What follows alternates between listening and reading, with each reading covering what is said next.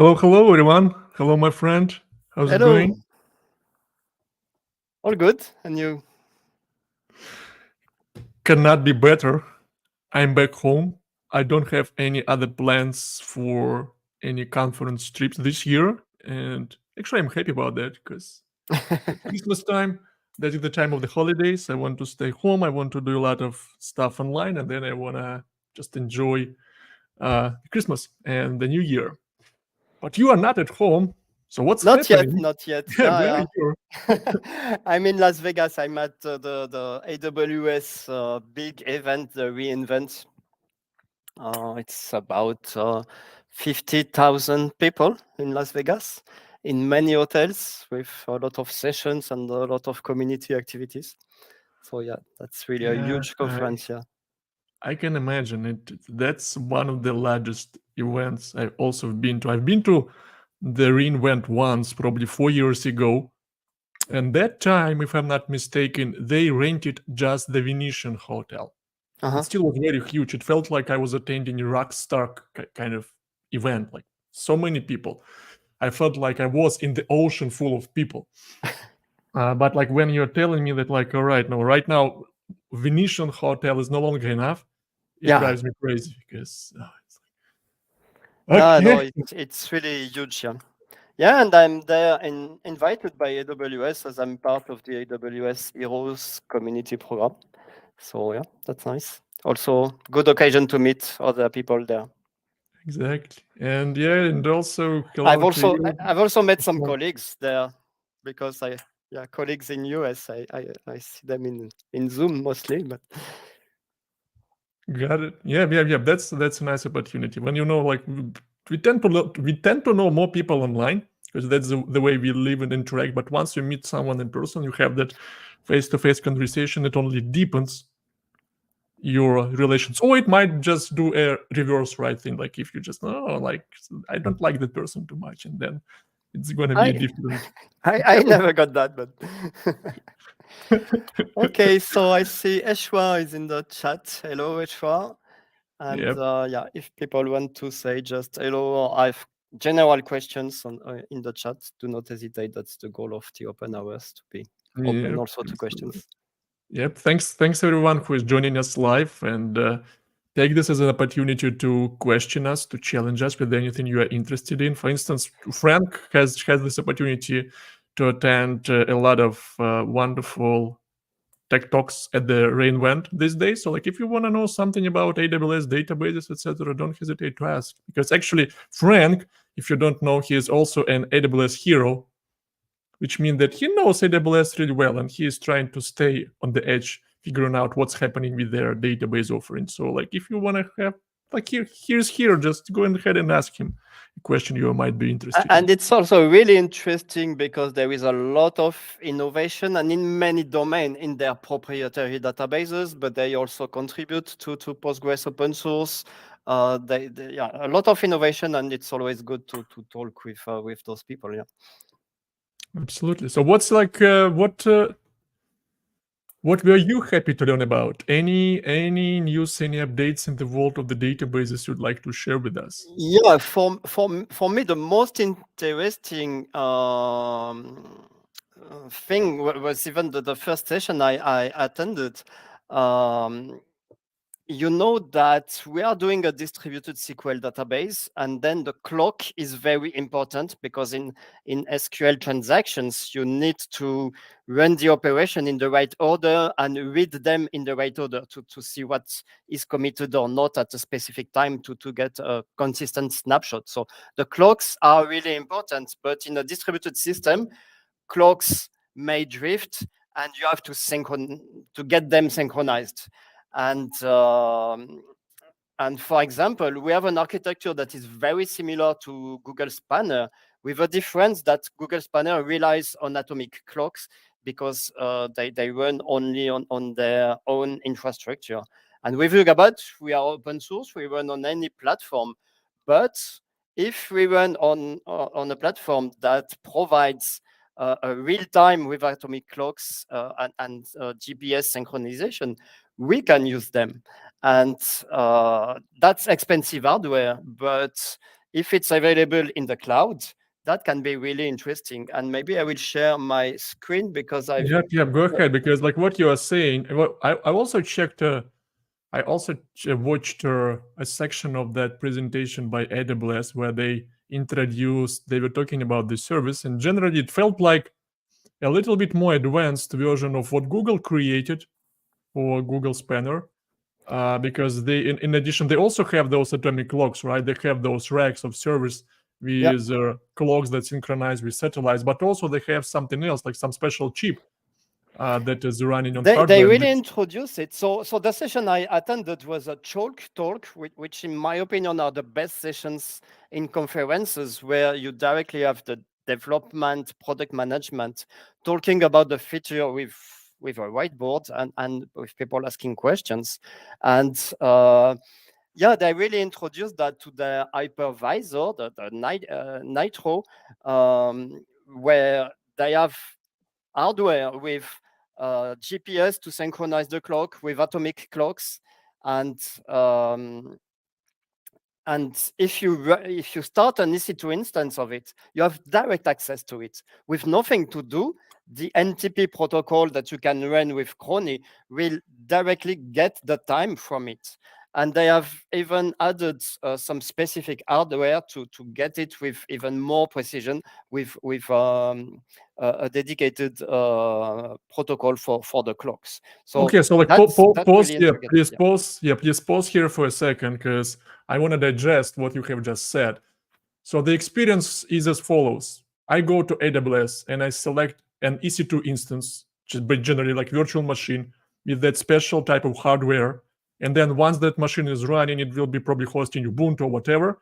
I can use the same NTP protocol, right, to get the time. And the time would be extremely accurate because the hardware on this VM uses that chip that synchronizes with the atomic clocks. And I don't need to do anything else. Yeah, I even just tested that. I started an instance. For the moment, it's only in one region, Tokyo, but it will be not all regions, and it's only on the latest instance types. But I just created one, and I was looking at what Crony, the NTP client, was showing on this instance, where you can see that you are plus or minus 76 microseconds. So yeah, microseconds precision. So that's really interesting. And this comes for free in the EC2 instance. You don't have anything to do. You don't have anything to pay. This comes for free. And the big thing, it can come directly from NTP or with the specific protocol. The reason is that when you synchronize clock with the network, it's not instantaneous messages. So if you have your client like Crony asking to the NTP server what time it is, and then it gets an answer, you know that the real time that it provides was before the results and after your request, but it can be in the middle because you don't really know the network latency and you cannot guess that the network latency was the same to send and receive. So this is why, in addition to clocks that can drift because it's hardware and there is no 100% precision. In addition to that, the synchronization depends on a network. And this is why there is a clock skew. And for example, for Yugabyte, we define the maximum clock skew depending on the deployment to be sure that we can rely on the logical clocks that we have. And currently, I think for multi-region deployment, we set the maximum clock skew to 500 milliseconds. So and this basically means like if you have this clock skew that is like 500 milliseconds, if during a commit of any transactions, there is a possibility that both transactions are committed during this 500 milliseconds time range, one of them will be restarted, right? And there is a possibility that we have some uncertainty and we have to restart the transaction. It's not the general case because each time we exchange a message, we also exchange logical clocks.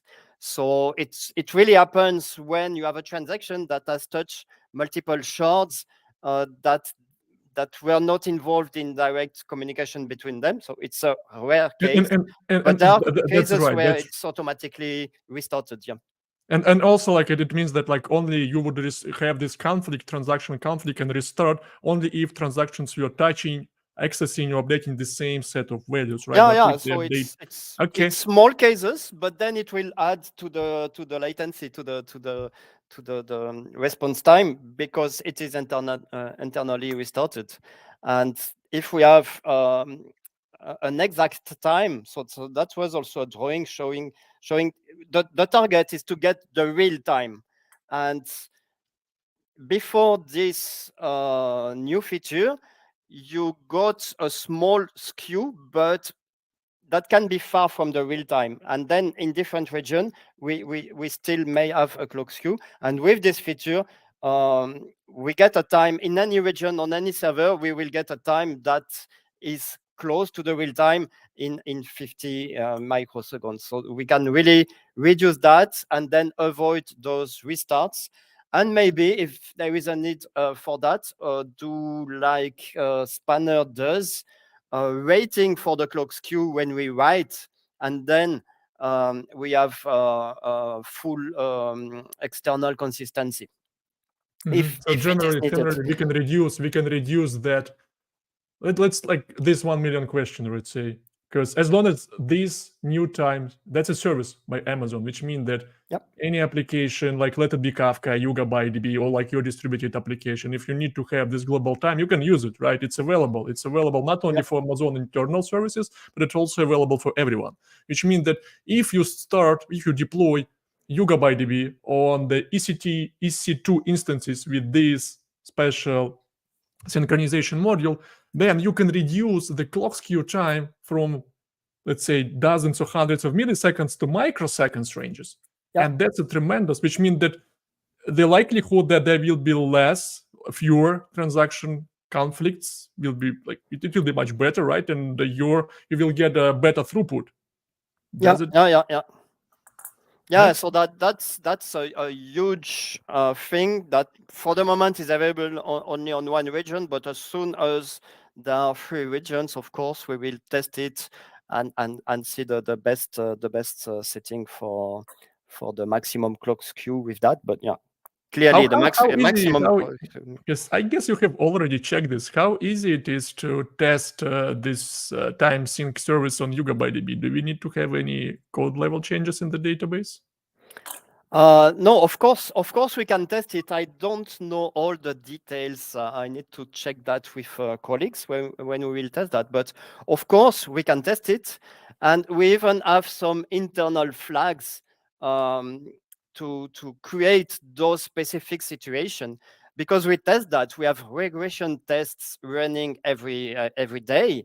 We run the Jepsen test, so we already have a lot of tests that test all those race conditions. That's basically the most interesting in a SQL database. The SQL database provider has tested all the race conditions and then can provide isolation level that are guaranteed, so that the application doesn't have to code for the race conditions and doesn't have to test it because the database provides it. I like what's happening, because as long as even Amazon right now offers time sync as a service, it means that all those distributed multi-region and global applications are becoming a new normal. Which means that probably before only a few companies, like enterprise companies or mid-sized businesses, they would deploy across regions or zones or like geographies. But right now, it looks like the demand is growing because they even released Amazon Aurora Limitless, right? That allows you to have several Amazon Aurora instances that can handle writes and they shard the data, but that's a different topic, not for today. But like that what's happening. But they use the same, because Aurora Limitless, they are doing something like Citus, but Citus is not ACID globally, and their AWS will use the same global time to get a consistent snapshot. So they will use it, and not only for databases. I think that in finance, there are a lot of transaction that needs a special time. So Yeah, and I think like it's like for streaming processing as well. If you use Kafka, if you use Pulsar, if you use other different streaming technologies, if you want to have some like exact ordering of different events, right? And you want to know like which event was the first, which was the last. It's also will help a lot for the stream processing use cases, not only for the databases, but that's exciting. And even events coming from two different systems who never communicated together, you can rely on the time ordering coming from that. Yeah. So that's amazing. Yeah. A few years ago, I could not have imagined that I could run my own application with atomic clocks. And this is actually a good statement, because I wanted to ask you. I have not checked this yet, because Amazon is not the first company who. Amazon has not invented these atomic clocks, because Google was the pioneer. They created that atomic clock infrastructure in their data center, and they used it at least for Google Spanner and probably for some other services. But does it mean that Google did not provide access to this atomic clocks infrastructure as a service for third-party companies? I didn't check. There is probably a service, but I didn't check. We need to check that. But yeah, at least not so easy and just coming like that. Yeah. Anyway, excellent. Thanks for the update. That's excellent. That's excellent. And I like your drawings. It reminds me of the time when I was at university and when we were at college. You study and you learn this way. You not study by studying in an iPad. I sound like an old guy, but that helped a lot because you had that feeling. You need to draw and you remember it's better. Yeah, talking around a whiteboard is something that it's not easy to do on Zoom, even if there are some tools. I'll show you one. I'm planning to record a few videos, and sometimes instead of drawing slides or using Excalibur, I just want to use. You have an iPad. You have special pen. That also Apple sells as like if you use Apple products, and you can attach iPad to the screen. You can do the screen recording of iPad, and you can draw. I'll show you once I record a video like that. It's really helpful. It's still not like chalk, like it's not that true whiteboard, but you at least you have some sort of feeling that reminds you of that time. All right, my friend. Excellent. Folks, those were the news from the AWS reInvent, and the conference runs for several days. If you have just joined us, Franck is attending the conference. He's an AWS hero, and he has a privilege to get there, have fun, to meet colleagues, to meet other people. And let me mention, if some people are listening and are at reInvent, do not hesitate to ping me on any social media. I will be happy to have a coffee with. Yeah. And Franck is not going to ask you to pay for the coffee, right? He's rich enough. Just take this opportunity if you're at reInvent. That's a good call. All right, why don't we like this? The conversation about atomic clock was a nice beginning for our main topic for today, global applications, because you have all those atomic clocks and services around them. If you want to build applications or services or solutions that need to run across distant locations, and under a distant location, we usually mean what? Several data centers or several availability zones, several regions or different countries and continents, like you name it. And the question is, how do you arrange your database? Because you and I, we work for a database company, right? And we are in this database world. And usually when we talk about application deployments across multiple locations, we need to think how exactly we would need to deploy our database, where to put the data, how to synchronize the data. And there is no any gold, like silver bullet solution for multi-region deployments, at least, right? Because it depends on how far from each other each region, like region A and region B, how far they are from each other, or like, do you need just to boost performance only for reads or for both reads and writes, etc. There are many criteria, and the question is which one to pick. So today, let's discuss a few and let's demonstrate a few, because we have a very nice product that was released recently, and that product allows us to experiment with three different deployment modes for global applications that run across distant locations. And it runs in the Yugabyte managed cloud. Yeah. Why not? Why not? So let me do this. Let me share the screen. Yep, and yeah, we're glad that you like this, Ashwar. Thanks a lot for your feedback. Let me share my screen. What I want to share one window. I don't need to share all of them. Okay. So where am I now? Too many windows. So let's first talk about this, build global applications, because we have a detailed documentation on the YugabyteDB website. And this documentation is generally for you, an architect, developer, or DBA. If you want to understand, okay, I have this requirement, I have this need to urge to deploy my application across distant locations, like how do I approach this? And here is, you need to ask several questions to yourself, right? Like how many application instances, where the application instance is deployed, do you need to comply with data regulatory requirements, do you allow yourself stale reads, so all the reads have to be consistent. And then you kind of start discussing different application architecture patterns, availability architecture patterns. We will skip this for today, and we will jump straight to the design patterns for your databases, right? So you have these different pattern names, and depending on the selected pattern name, you will deploy YugabyteDB cluster differently. And depending on the deployment, you will get some guarantees. For instance, you can have global database. And under this global database, we mean a deployment of a database that spans multiple regions. Multiple regions, let's say in your country, or multiple regions across several countries. And here is, depending on the distance between those regions, the read and write latency will vary. However, you can always define a so-called preferred region, and this is what we will take a look at today. Let me actually do this. I already have one of these clusters running. I always have, like, for instance, that's my cluster across the United States, 3 regions, United States, East 4, Central 1, and East 1. And one of these regions is a preferred one, like this one in North Virginia. And what does it mean for me? It means that the primary copy for my application records will be stored on the nodes from this region. And if I have users' application instances that are connected to this region, if I have users who live in the United States East Coast, then the read and write latency will be the best for them because the primary copy of the data is there. However, if I have, let's say, users in the United States Central Zone, then the writes for them will be a little bit higher because the primary copy is stored here. As for the reads, if you don't want to have stale reads, then you live in Central Zone, you need to go to the United States East 4 region. So the latency also will be higher.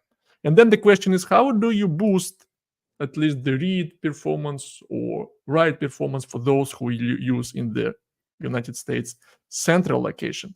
And here is, you have many options. You certainly can have read replicas, you can have follower reads. That's the stuff that you can check offline. That's for the cases when you allow yourself, let's say, some stale data. There will be some data lag. I mean, like the data always will be consistent, but it might not be the latest for you. And that works for many use cases. For instance, if you put a pizza order, you do some transaction, you're probably okay to wait like while some information gets updated. However, let's explore a few other patterns. And for that, we are going to use labs. By the way, any comments from you, Frank, before we go to the demo?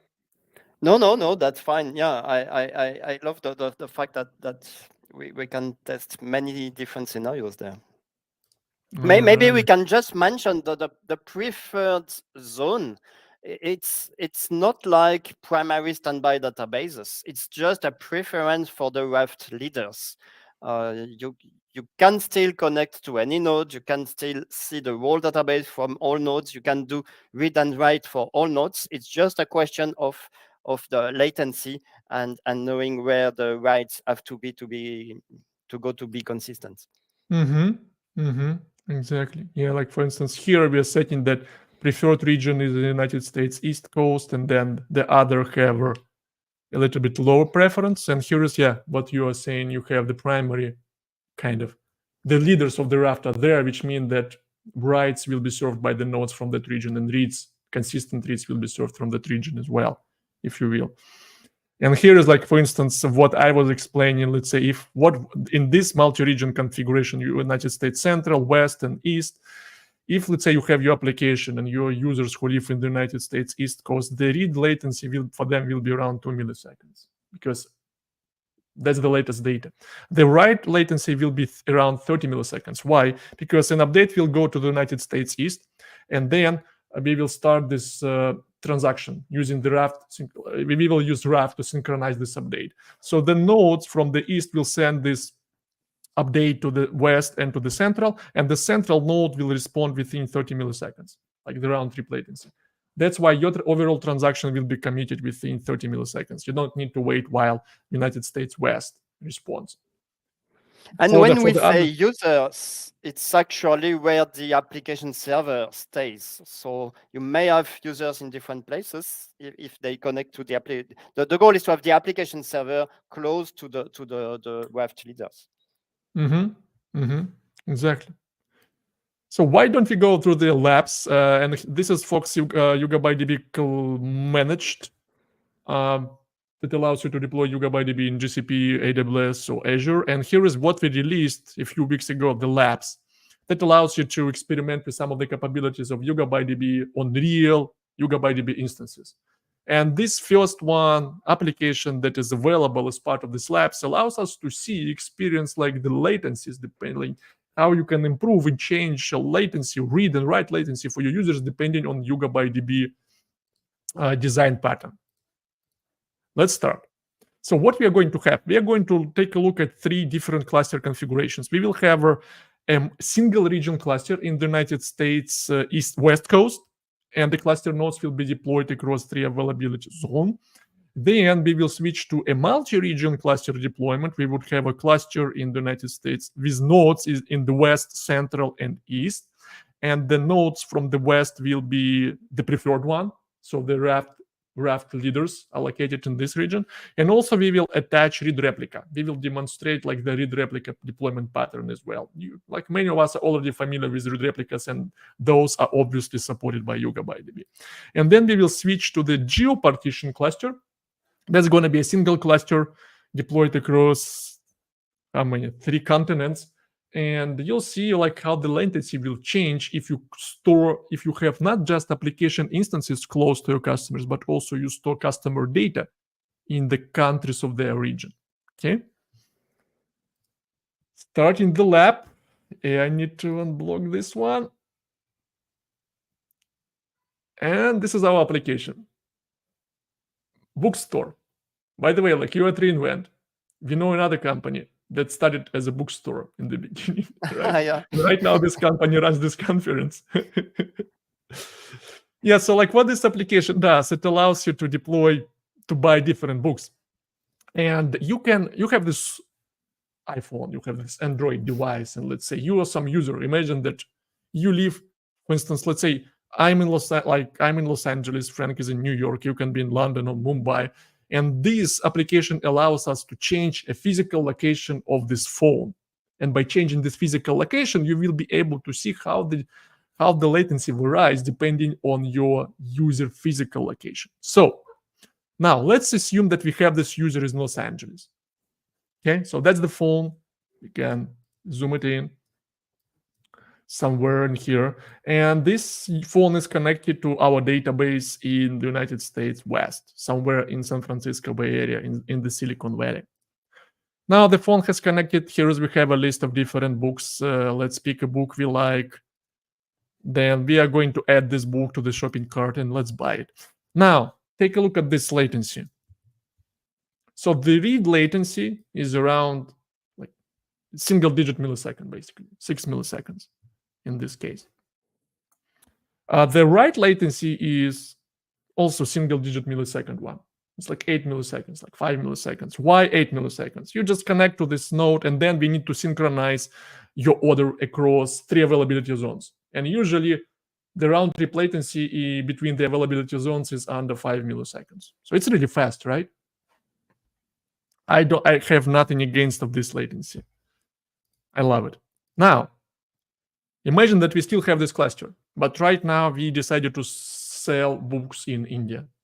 And we have a customer. Let's transport ourselves to Mumbai. Our phone right now is located in Mumbai, in India.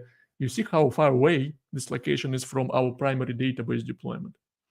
And let's take a look at what's going to happen with the latency. Okay, we have loaded the same product catalog. Let's find another book. And you already can see that it takes more time to complete operations. And why so that?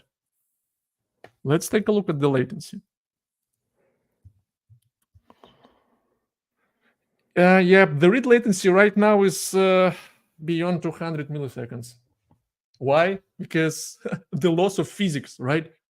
The requests, all these The requests. speed of light, yeah, they have to travel through the land, under the ocean, and then through the land again until they get to the database nodes in the United States West Coast. And when you want to insert, when you're buying a book, the latency is comparable. It's also over beyond 200 milliseconds because you need to send this update here, and then this update will be synchronized across 3 availability zones. So which means that what we have right now, this deployment, there's nothing wrong with this deployment because let's say if you as a company right now is focused on the United States market, right? And primarily your primary user base is in the United States West Coast, but you have already done your job because the read and write latency for the guys who live in the West Coast is a single-digit millisecond. It's excellent. But what if you decide to expand? What if you want to expand to Asia and to Europe? You want to optimize this read, like this latency. And one of the first approaches is, like, even if you take this application, let's take books or let's take any other e-commerce application. Before we buy any product, what do? We research, we browse, which means that we read a lot of the data. We check product catalogs, we try to read descriptions, we try to read different reviews. So which means that before you add anything to your shopping cart, before you click this buy button, you will be sending a lot of read requests to your database. Which means that naturally, if you decide to expand to other territories, to other geographies, most of the time you would decide to that, okay, first, let me see how I can optimize performance for reads. And with YugabyteDB, how can we do that? Let's switch to our second cluster configuration. Imagine that we upgraded to the cluster with database nodes, with the primary database nodes in the United States West, Central, and East, and the West is the preferred region, meaning that the raft leaders are stored there, and which means that those nodes will be serving reads and writes by default. And also we attached a couple of read replicas in Europe and Asia. Now, let's repeat the same exercise. Let's place our phone to Los Angeles. We have a user in Los Angeles, and it's still connected to these nodes in the United States West Coast. We are checking the product catalog. We have found another book that we like. We add this book, we buy this book, and now let's check the latency. The read latency has not changed. Even though you're deploying right now the cluster across multiple regions, for those of you who live in the United States West Coast, the read latency is the same. It's single-digit millisecond. Why? Because you are connected to the nodes from the preferred region. They store the primary copy of that data, so consistent copy. However, the write latency went up. It's jumped from, let's say, 8 to 10 milliseconds to 52 milliseconds. Why? Because right now you're running in a multi-region configuration. The round-trip latency between West and East is 65. Between US West and Central is around 40 milliseconds. And when you put your order in the system, it will be stored here. You will have this raft, how we call it? Raft vote, right?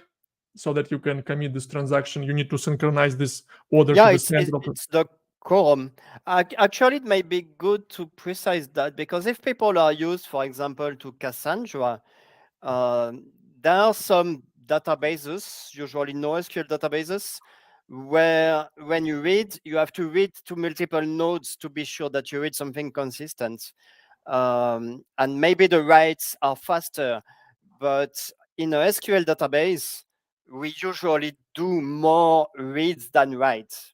Typically, an SQL database ingests some data and then read it for different purpose. So this is why we optimize the reads so that we read always from the raft leader. We have only one node to read from, and the writes have to wait the acknowledge for the majority of followers. So in this case, probably, of course, it depends on the network latency, but the latency on write is the latency for the first one of those two regions, central or east, to answer. And that might be all right for you, right? For this application. For this application is not a big deal because still it was instantaneous. And as long as you switch to this cluster configuration, you are getting many more options for your application deployments. First, it's much better solution from the high availability standpoint. If any of these regions goes down right now, you remain operational because you have nodes running in other regions. Second of all, you can have your customers from the central and east location to use follower reads pattern, right? Follower reads pattern. If you want to show them the product catalog, there will be some data lag, but usually you don't change product catalog frequently, right? That's all right. And the lag is something like 15 seconds. It's exactly. Not like it is refreshed every hours. It's just 15 seconds for the clock queue. At the beginning, we discussed about the different clocks, and you need to read a previous snapshot to be sure that it is consistent, but it's 15 or 30 seconds. So you have options, right? You have trade-off. You can always fall back to your single region cluster, but if you want to have a multi-region one, if this write latency is okay for you because you're getting some other benefits, then go for it. Anyway, so let's move forward because we also want to deal with read latency for those who live in India, in Mumbai. So let's travel back to Mumbai. We are placing our phone there. And right now, this phone in Mumbai is connected to the replica nodes. So let's see how the latency changes or improves. I'm back to the product catalog. I'm reading this book. And what's next? I'm buying it. So take a look at the read latency. So this one, the first latency is high because I think the read replica nodes were the parsing. Yeah, this is the first start. Sometimes usually we need to account for the time it takes to open a connection. So I think that's what happened here, and you need to warm up. But generally, once your connection is open, once it's warmed up, once the data is available, you will see that the latency for the read replica will be as low as in the United States, just 3 milliseconds. It's fast. Because you read locally, like follower reads, except that it's not really Raft followers, it's more Raft observers. But basically, for this purpose, they are the same. They just do not participate to the quorum because you don't want, if some regions are down in US, you don't want the rights to wait for these 200 milliseconds. Exactly. So just once it's ready, once your connection to replica is opened, once the data is available, you will enjoy the single-digit millisecond because the data is here. You improved it. As for the writes, there is no any magic, folks. You are connected. This phone is connected to the read replicas, which means that if you send an update, you can put this order through this read replica nodes, but the read replica nodes will send this request back to the cluster in the United States because this is the cluster, the primary nodes of the cluster. This is where the consistent copy of the data lives. And this is where the quorum, the update has to take place. Okay.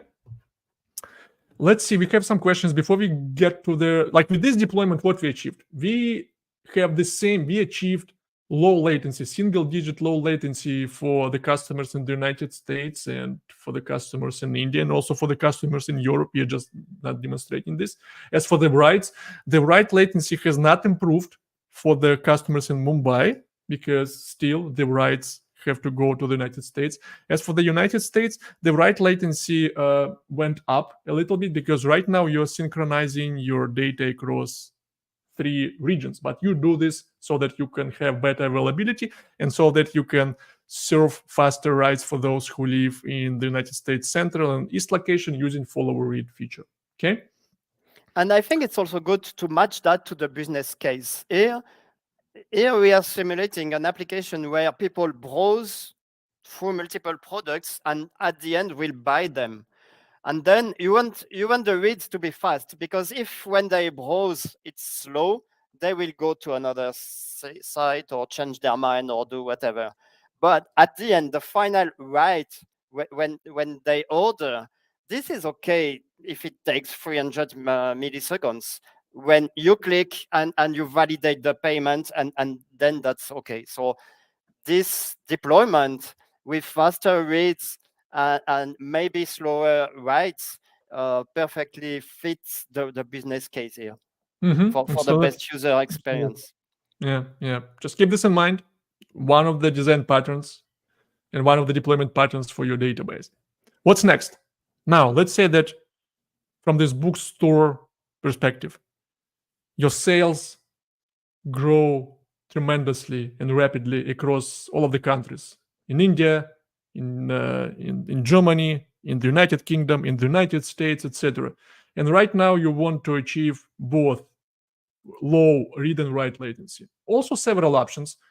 As always, you can deploy standalone database clusters, as we can do with any other database. For instance, here is on this documentation page, you can read about this active single master or multi-master scenarios. That's when you have standalone YugabyteDB clusters running in different locations, and then you might have a synchronous replication between them. I don't want to discuss this one because this one is known like for decades. However, distributed SQL databases such as YugabyteDB support a very unique type of deployment, geo-partitioning. All right. So, Frank, do you want to explain what the geo-partitioning means? I will. Maybe we can take the question from Okay, Eshwar sure. just before I show it. So we clicked at the same time. Okay. So I think the question is about node identification. The way we do that, the database, each node must know where they are. For example, when they wait for the quorum, they need to know, for example, and to distribute the leaders and followers, they need to know where it is, because you don't want all replicas in the same availability zone if your goal is to be fault tolerant to a region. So the way nodes are identified is that when we start a node, we set some tags that are cloud, region, zone, to tell to the node where they are. Of course, you can put any name. What is used by the database is just to know if it is in the same zone or not, in the same region or not. Of course, better to put real names like the AWS region, for example, or the zone, or the data center, the rack, the failure zone in your data center if you are on premises. So this is how the nodes are identified. And also the application, when the application uses the smart driver to connect to a list of nodes, it can balance the connection to many nodes, but you can also mention that you want to connect only to a specific region. Of course, if your application is in India and you have read replicas in India, you want to connect there. You don't want to connect to US to get data from India or something else. So yeah, the short answer is that nodes are identified with zone, region, and cloud. Cloud means cloud provider, because those regions can belong to different cloud providers. You can use Google for one, AWS for the other, Azure for another one. Yeah, like here is I found this. You first create this table space, for instance, if you want, right? No, Yeah. that's for this actually for the geo partitioning as well. Yeah, but that's the same. Yeah. Mhm. So for geo partitioning, the idea is that you have deployed your cluster on multiple regions, and then you want to place data on specific regions. And the way we do that, we partition the table. For example, you have a table of customers. They have a country, because when you register a new customer, you ask for the country, and you can partition on the country using the Postgres partitioning, so that you partition specific countries for specific regions, and then you map that to the regions. So to the zone, cloud, region through table spaces. So as you tag the nodes to zone, region, cloud, you also declare the data placement in the table spaces with the same, with zone, region, and cloud. And then you can do the same, but at table space level, saying I want all replicas to be only in one region for this specific partition because the users are in this region. And you can also set the preferred leaders there. Yep, excellent. And thanks, Seshwar, for asking the question. So, folks, let us finish also. Once we demonstrate this final deployment pattern that is scheduled for today, then we will check your questions. So don't hesitate to ask your questions, whether you're watching us on YouTube, LinkedIn, or other platforms. We will get them answered in a few minutes. But yeah, that was a nice segue, Frank, and thanks for explaining, the relation between table spaces and nodes placement, right, and data locality. Because here, as we switch to our last geo-partition cluster, and you use this usually when you go to this documentation page, to these design patterns, you will see these two patterns: latency optimized geo-partitioning and locality optimized geo-partitioning, meaning that when you deploy this geo-partition cluster, you might want to do this if you need to comply with data regulatory requirements, because the government requires you to store data in Europe or in Asia or in the United States. Or the second reason, when you do this for the low latency, you want users from all of those countries to have the same experience, which means that the application have to execute requests with the same low latency for both reads and writes. So how this works? We have the single stretch cluster. We have 9 nodes, and we have 3 nodes in every region across three clusters. And then we have this table. We have this we have product like orders table. Why it doesn't show? Like, it should show country. Actually, it doesn't show the country. Yeah, I need to send an update. So generally, based how we decide like where the data goes, so where to request your order or your product, you have a special column, and the name of this column can be city name or country name. And if, let's say, the name of this the country name is United States, then the data will be automatically placed on these nodes. If you're also connecting from the United States and you want to read books or buy books from this location, then you also will be serving data from this location because the country is set to the United States. Then if you live in India, right, your country is in this table is set to India. And as a result, you will be storing your data and reading your data locally from the nodes that store your data that belongs to India. Okay? So let's see how the performance changes. Now, we are starting with our old friend in Los Angeles. We are placing the phone there. And now let's pick one more book. Let's buy this book. Take a look at this latency, 5 milliseconds for the reads, as it used to be all the times. For the writes, it's like 14 milliseconds right now. It can be 10, it can be 14, 15, because why it's better right now? Because in this configuration, we deploy in a single region. You can deploy across multiple regions in the United States. It's not a question, but you can also do this in a single region, as it was in the beginning. Because right now, the order needs to be synchronized across 3 zones. Okay, so now jumping back to Mumbai. So remember that in Mumbai, we achieved the low latency for reads with read replicas, but we still had a poor performance for writes. Let's pick a book. Let's buy this book. And now take a look at the same numbers, the same reads, like 5-6 milliseconds, and writes 15 milliseconds. Same as in the United States. Why so that? Because this order, yeah, you heard this geo-partitioning column. Yeah, geo-partitioning column, the name. This geo-partition is set to India and it's stored on these nodes. It's not synchronized. It's not stored in the United States. You have the same latency. You have the same user experience. How about we finally testing the latency for those who live in London? Because we also have these nodes in Europe West, somewhere in Germany. Yeah, let's buy the book by Ernest Hemingway.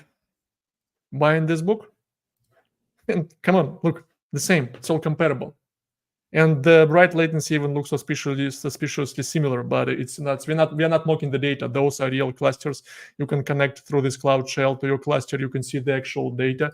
Those are physical, real YugabyteDB clusters running in the real application instances. Yeah, that's important to mention because it looks so nice that it looks like a simulator, but is a real deployment that we are using there, and you have the access to the shell.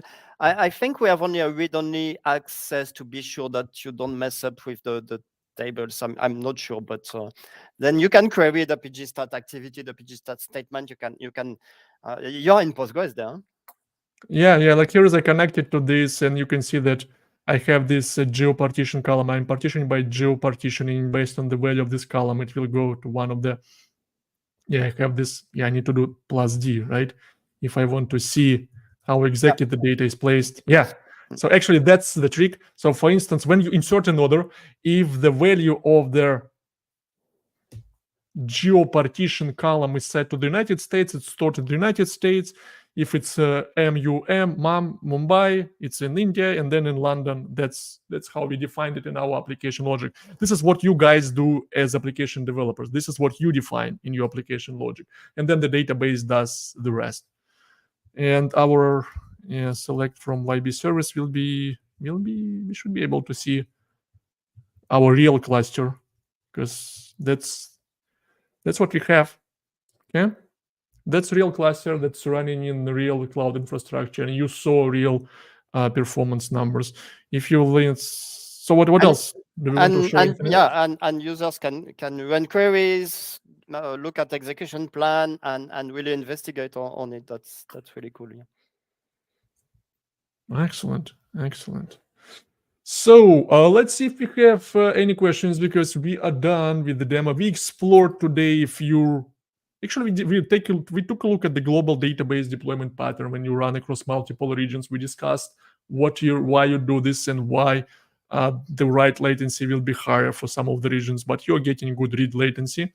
We quickly discussed the follower reads. We're not demonstrating those follower reads, but it's basically, if you talk about that single multi-region cluster in the United States, you can have users from Central and East connect to the nodes in Central and East and use follower reads to read data back as soon as faster. Then we also discussed geopartitioning. We demonstrated read replicas. And so I will share this documentation page with you folks, and I will share a link to the labs. You can play with this app on your own offline.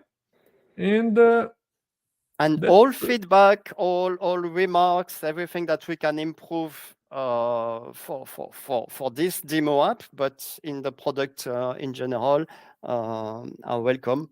That's also one goal of giving access to this kind of thing. I think we can also see the execution plan in them. I love to look at execution plans. So that's really, we have time left. We don't have any other questions, so why don't we do this? You want to check orders, right? For instance, let's see select star from orders where geo partition is USA. Okay. So we have a lot of orders, but let's take a look at explain analyze, right? Because we want to see how this order is executed. You see here, even though we are querying this orders table, that's what we do from our application. Internally, the database will be pulling data from this partition, from this orders USA. That's also a table. And you're not going to query data that lives in Mumbai or in Europe. Like if you change this to Mumbai, so the data will be queried from where? From orders underscore Mumbai. That's a different partition. So that's what you can do. And that's how you can achieve that low latency, right? If you live in Mumbai, you have your orders, you have your products in Mumbai, you're connected to the nodes in Mumbai, and when you query orders that belong to your territory, like order ID, you need to define this geopartitioning column. Then you will get the data back, or you will write the data into the database as fast as possible. What changes if you don't define this geopartitioning? Okay, let's say we have some order, right? If you don't define the geopartitioning, then the database would need to query all the partitions. You see this equation scan on all of the partitions. So it's still possible. If it happens to be that you are traveling to Mumbai but your data belongs to the United States, you still will be able to connect to the nodes to Mumbai, and those nodes from Mumbai will be able to pull data from the United States. And you can use just one connection to the database. You don't need to have multiple connections to different database instances. It's just one logical database. And again, it matches the business case, because people will accept that if they register to an application in Europe, they will accept that if they travel, it is longer. For example, for a bank, if I have my bank in Europe, I want fast response time when I'm in Europe, and I can accept that it's a bit longer when I'm traveling, because I know that I'm traveling. So the user experience really fits to the deployment there. Actually, that will match. I agree with you, because when you travel, especially when you travel across continents, it's like at least what you want to be. You want all of your application and services to function there. Yeah. And if they already function, even if it takes, let's say, a little bit more time just to open to load it, that's all right. I'm in US. When I pay with my card, I find it totally normal that it takes one more second than when I'm in Europe. Yeah. And which is good, like if you use this geopartitioning for your, as like think about an architect or application developer who created this like service, right? Financial service. For you, it's simple. It's just one logical database, right? It's here. You just need to decide what node you need to connect to, and that's it. The rest will be handled by the database. You don't need to worry about anything else. You just need to define your partitions. You need to define the nodes. You need to deploy the nodes whenever you like, and that's it. And then you need certainly to define those partitions and say, all right, if the value of the country or geopartition is something, then it will go to this place. Otherwise, it will go to a different place. And that's it. Your job is done. And maybe we can add something. You mentioned it, but I think it's important to repeat it.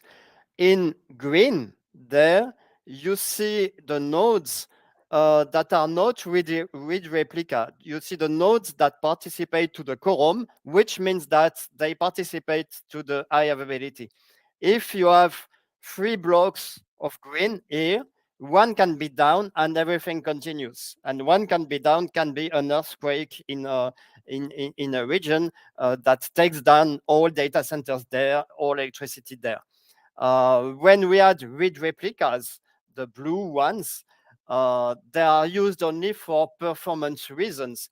They cannot be used as disaster recovery because of this tailness. It's a balance.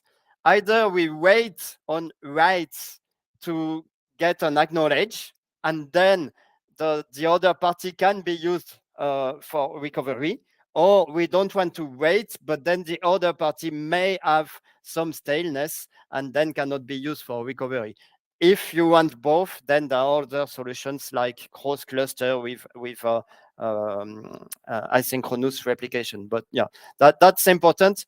Follower reads are the same basically when you read from the green or the blue, from the active or the read replicas.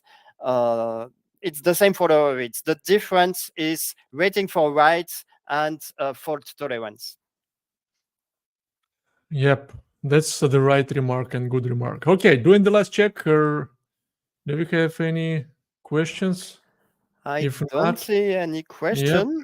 Anyway, this will be available on YouTube, and if there are other questions, all the channels are good. We follow all the channel, can be Twitter, can be YouTube, can be LinkedIn, and of course we have the Slack channel where it's easier to have long conversations with community. Absolutely.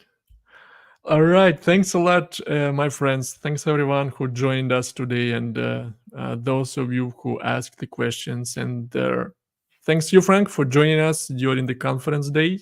Thank you. Keep enjoying the reInvent and share your knowledge and share your insights and discoveries. See you soon, folks. Bye-bye. Bye.